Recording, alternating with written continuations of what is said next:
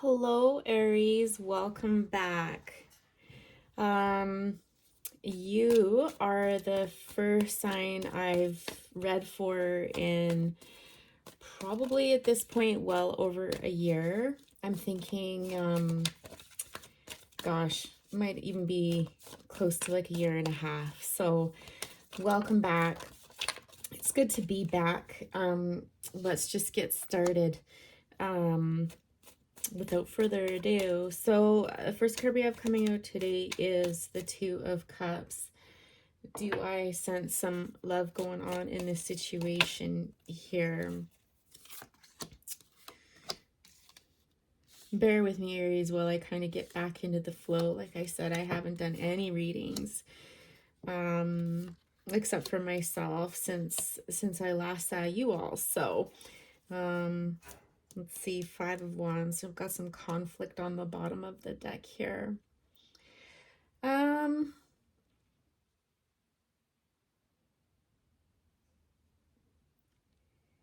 there has been a lot going on for you. When I first see the Two of Cups here, again, I think of like a love relationship. It can be friendship as well, but I really feel like this is likely love. This is coming into your life, though, after a period of rest, of taking some time out, after some big events. There was a lot of changes in your life going on, a lot of completions of, I'm getting like many cycles, not just one. Anytime, especially when I see the Wheel of Fortune and the World together, and that 10 there, to me is just like these were life-changing events for you. Okay. And they took a lot out of you. you know, you could be looking at burnout, dark night of the soul kind of stuff. Yeah, but you've needed to take some time. Take some time, sure, because again, with these two cards close together, it signifies, a significant changes in your life and life-changing events as well. This isn't just something like, my car broke down or, I was overdrawn on my bank account. These are major life decisions here. And I get the sense that it's not positive. Ultimately all change is positive, but I think there was suffering involved and there was anguish involved, and it took a lot out of you, I think is what I was saying. And again, with this Five of Wands on the bottom, I'm pretty confident to say that this was something that certainly didn't feel very positive at the time. I feel like part of this involved communication, or having to communicate with somebody who was a bit of a hothead. Somebody who's impulsive, who's kind of fly off the cuff, who's, I hate to say this, and I'm reading totally intuitively here, but somebody who is a bit immature and kind of like, I want what I want, when I want it, how I want it, sort of thing. And I think this left you feeling exhausted a lot of the time. I think this person, or at least their behavior, put you in a position where there was a lot of sleepless nights and anguish, and just really thinking like, oh my God, like will this ever end? The energy between the Four of Wands and the Nine of Swords here is, or sorry, Four of Swords and the Nine of Swords is very similar here, with just kind of like this anguish and exhaustion, and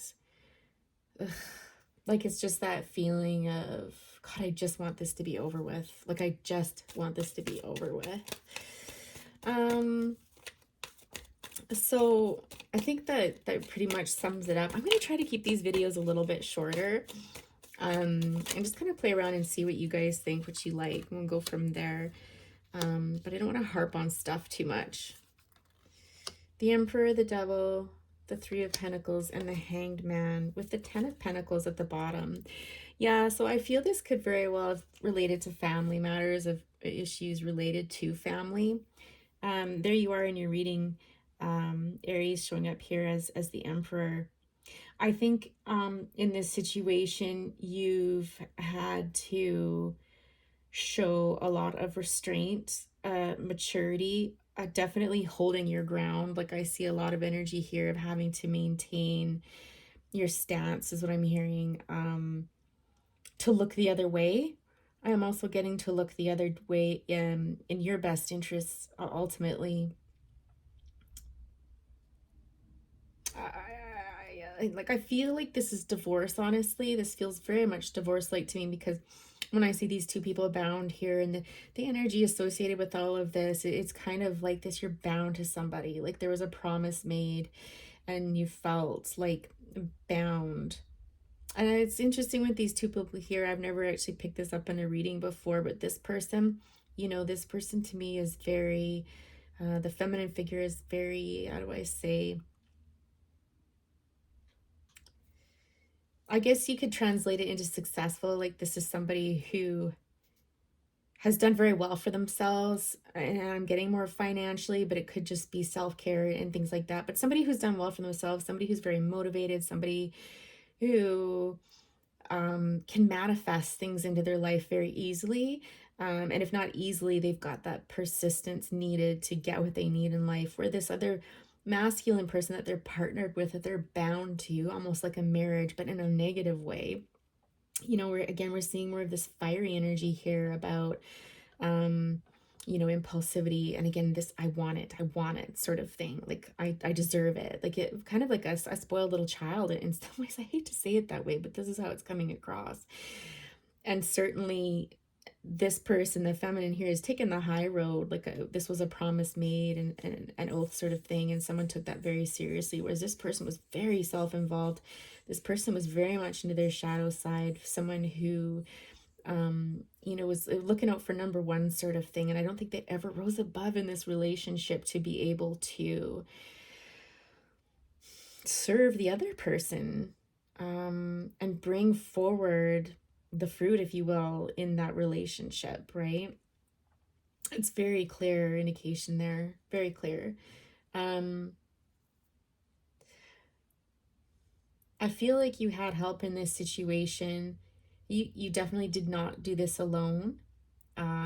With this transition as it was occurring, and these sleepless nights and things, I think that you had other people advising you. So this could be like a legal team, this could be friends who are very logical, very methodical, who kind of gave you that assist. I think you're a super hard worker and you like to do a lot of things on your own. But in this case, you couldn't do it all alone. Like you had to have just a small team of people to help you and to kind of help guide you along the way, or do paperwork or something, is what's coming through here. I also think out of this relationship, again, it's kind of coming up that you were the doer, you were the one that made things happen. You're one of those people, like, you take the bull by the horns and you get things done, okay? Like, I just hear like the matriarch in the family, because there is a bit of a feminine focus here on, me reading for a feminine, flip it if you will. But yeah, someone's established something and maintained it as well, is what I'm getting here. But more than anything, I really feel like this is representing the support that you had during this time. But it doesn't feel really warm. It feels more logistical. It feels more, like I said, like legal help, or just leaning on friends who maybe weren't as emotionally warm and stuff, but more like strategic. Like, let's get through this, like, step by step by step. With the hangman coming out here at the end, I'm getting a few things, but I'm getting that this was an excellent learning experience for you. This gave you pause. This whole experience has given you a lot to think about. It's helped you grow in ways that maybe you wouldn't have grown otherwise, or see things that you wouldn't have normally seen.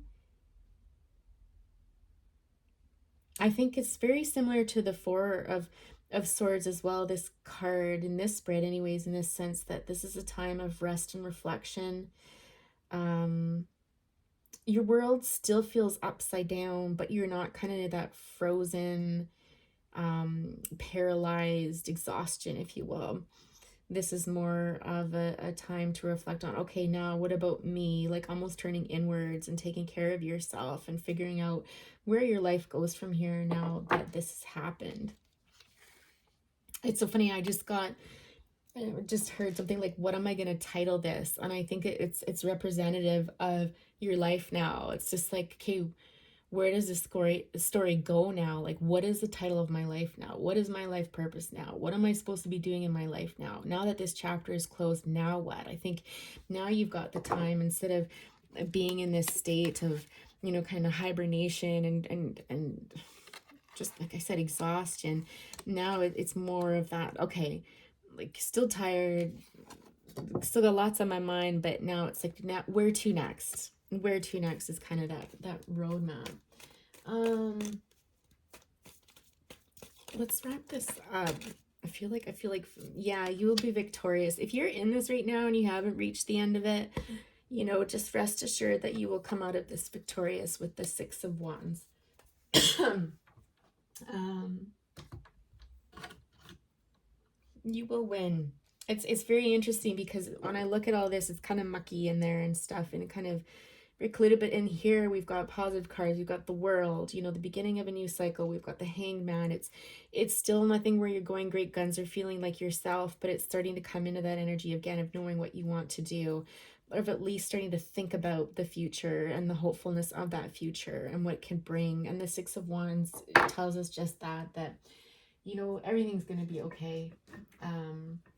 You will be victorious in this, and you will move forward. Let's see here. I'll pull out this deck. Gosh, for my own personal readings, I haven't been using my oracle decks very much at all, which is such a shame because they're amazing. Let's just get a final message for Aries people here and see if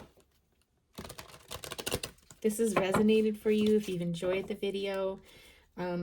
Please do like and share. It helps the channel grow. It helps spread videos as I try to revive the channel. Thank you to all of those people that have maintained their membership. It's very much appreciated.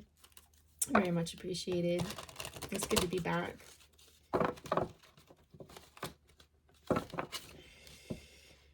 All right. Final messages. Oh, all that glitters. Okay, so I think that's pretty clear. It jives with the Six of Wands again. This is victory, co-create, regeneration at the bottom of the deck there. So yeah, I think it's pretty clear. Like these are new beginnings. These are new times. This obviously adds up to 10 as well with the generation card. So cycles ending and new ones beginning.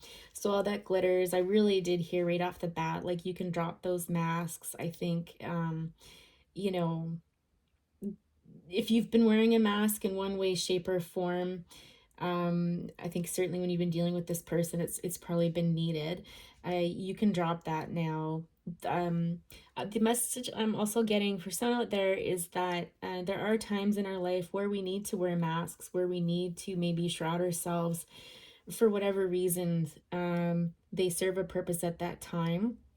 They've gotten us what we needed. They've brought us to success, but now it's time to leave those masks, put those masks down. And again, not to look at any of that as a bad thing. So I'm even getting that if somebody feels badly that they felt they were acting like someone that they really weren't, or that they had to be cooler than they would typically like, there's something about you having to hide how you really feel or who you really are, and you'll know if this resonates with you what that was. But it's just like, it's okay.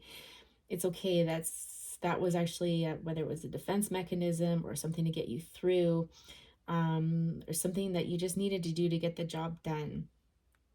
But there's this reassurance that not to feel badly about that this was part of your success. It was part of what made you successful, what will make you successful. But in this new transition, this new period in your life, you're not going to need to be wearing those masks. It's not indicated because it's laying them down now. Okay. I feel also like somebody too had to wear almost, or had to wear two masks, or I want to say, well, I'll just tell you what I'm really thinking. Like someone had to wear the pants in the family and kind of be the more feminine touch as well. So they had to play mom and dad, husband and wife. Like, you know, somebody had to play all of the roles sort of thing in order to get this through to success. And there's just a commendation from spirit about that, you know, a kind of a pat on the back, and um, an acknowledgement of how hard you've had to work to keep your home balanced, however that looks for you. I think when I see clean it up here again, I think this is just another reinforcement with the hangman, in that it's time to clear out the old and bring in the new. Set aside the worry, set aside the anxiety. You know, the worst is over sort of thing. And it's kind of like, you know, when the tornado hits and everybody goes in afterwards to survey the damage and slowly begin to clean up and rebuild and this sort of thing. You know, this is the same energy that I'm getting from this card for you in your life as well. You got to start somewhere. Just start small. You know, just start small, and you'll get there. I'm seeing like a face in this animal's body, which I'd actually not seen before. I don't know if you can see it on the camera there. That really just jumped out at me as I was talking. I don't know if there is a spirit around you, an animal spirit, or somebody or an animal that you've seen recently that reminded you of a loved one that's passed. Someone who's had to go through something similar. And oh, that's interesting. My candle just blew out.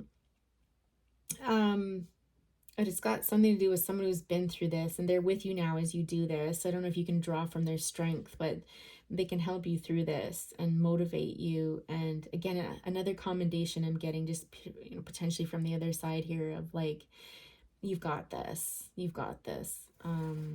Use that person's power, that person's energy to help you clean up as you go on now. Co-creation again.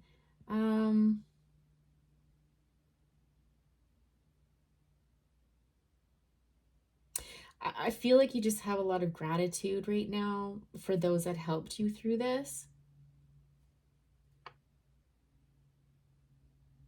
And it's interesting with this Two of Cups. I don't know if you're thinking of co-creating with somebody. And it may not be someone who's a lover. It could be someone who's a very good friend, like a soulmate type of friend, someone you have a lot of mutual admiration and respect for. There's a tenderness there between the two of you. I feel like this is something new, honestly. You're two very different people. Whoever's a masculine energy, and again, this isn't male or female, but whoever carries more of like I wear the pants sort of person, it almost feels like they may reach out to you, or somebody in a position of power is going to reach out to you